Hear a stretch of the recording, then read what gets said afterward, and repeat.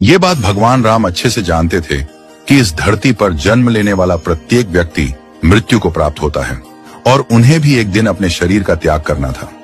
लेकिन जब भी धर्मराज यमराज भगवान राम को उनके शेष समय के बारे में सूचित करने का प्रयास करते, राम भक्त हनुमान उन्हें आने से रोक देते थे, क्योंकि उनका भगवान राम के प्रति अत्यधिक मोह था।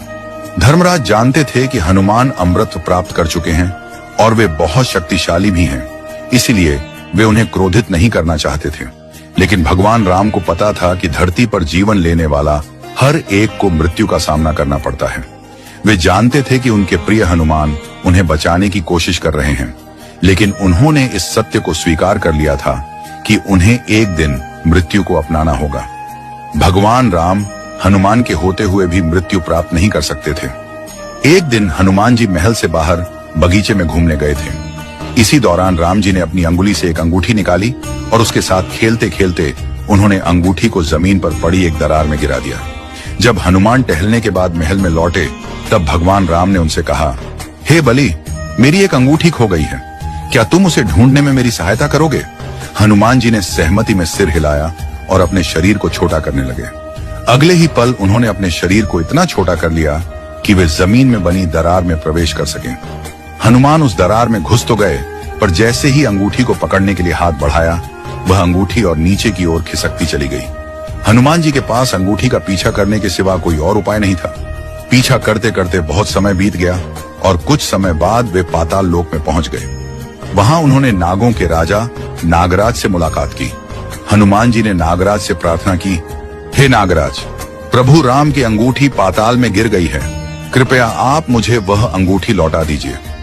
नागराज ने कहा, मेरे पास अंगूठियों से भरी एक कोठरी है। धरती से जो भी अंगूठी गिरती है वह वहीं पर जमा हो जाती है। आप उस कोठरी में जाकर अपनी अंगूठी ढूंढ लीजिए। हनुमान जी ने कहा, ठीक है, मैं वैसा ही करूंगा। यह कहकर वे कोठरी में गए और वहां सैकड़ों अंगूठियां पड़ी थीं। थोड़ी देर खोजने पर उन्हें श्री राम की अंगूठी मिल गई। वे उसे लेकर लौटने लगे, परंतु पाताल में समय की गति बहुत धीमी होती है।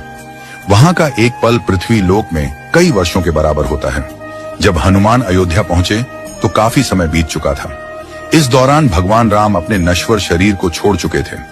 हनुमान जी अपने प्रभु राम से अंतिम बार मिल नहीं पाए, यह सोचकर वे व्याकुल हो गए। उन्हें गहरा दुख हुआ। शायद भगवान राम जानते थे कि हनुमान उनके बिछोह को सहन नहीं कर पाएंगे, इसीलिए उन्होंने उन्हें पाताल लोक भेज दिया था।